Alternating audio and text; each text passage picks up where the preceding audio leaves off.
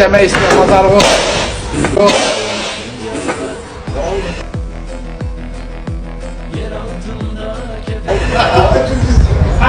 Kırmadım,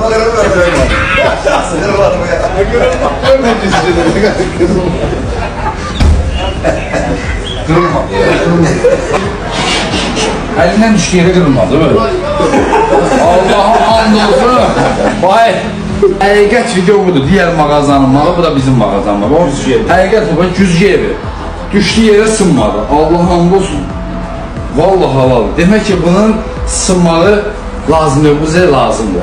Evet. Kardeşimiz əzətimizdə ki, güzgü evindən bizə bir dənə qəşəng güzgülər gəlir. Hala yaxın gəldi. Bir dənə belə güzgü gəlirdi güzgü evindən. Belə bir güzgü gəlirdi, görürsünüz. Lan hamısı və mən. Sağ olun, xeyirli olsun. Qardaş Allah, çox əzətimizdə ki, bir də ki onu deyim ki, bərbərlər sırf bunu bilir. Bərbərdir, salondur, restorandır, nə deyirsin, güzgünün şəffaflığı bərbərdə vacibdir. Düz, əyri-məyri olmasın, o da buradadır. Tam nəticəni onsuz da videolarımda görəsiniz. Mənim videolarımda olan güzgülərin hamısı güzgü evi. Sağ olun, xeyirli olsun. Demək istəyir, bazarı yox.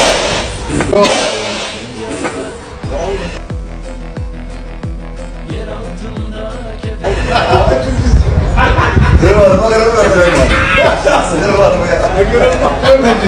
ya. Kırmadım ya. Elinden düştüğü yere kırılmadı böyle. Allah'a and olsun. Vay. Həqiqət video budur. Diğer mağazanın malı, bu da bizim mağazanın malı. Həqiqət bu, güzgü evi. Düştüğü yere sınmadı. Allah'a and olsun. Vallahi halal. Demək ki bunun sınmağı lazımdır, bu bize lazımdır. Evet. Kardeşimiz əzətimizdə ki, güzgü evindən bizə bir dənə qəşəng güzgülər gəlir. Hala yaxın gəldi. Bir dənə belə güzgü gəlirdi güzgü evindən. Belə bir güzgü gəlirdi, görürsünüz. Lan hamısı və mən. Sağ olun, xeyirli olsun. Qardaş Allah, çox əzətimizdə ki, bir də ki onu deyim ki, bərbərlər sırf bunu bilir. Bərbərdir, salondur, restorandır, nə deyirsin, güzgünün şəffaflığı bərbərdə vacibdir. Düz, əyri-məyri olmasın, o da buradadır. Tam nəticəni onsuz da videolarımda görəsiniz. Mənim videolarımda olan güzgülərin hamısı güzgü evi. Sağ olun, xeyirli olsun. Demək istəyir, bazarı yox.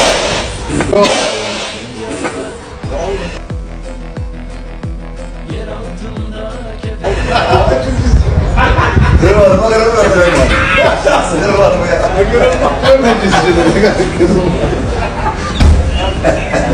Kırmadım ya. Elinden düştüğü yere kırılmadı böyle. Allah'a and olsun. Vay.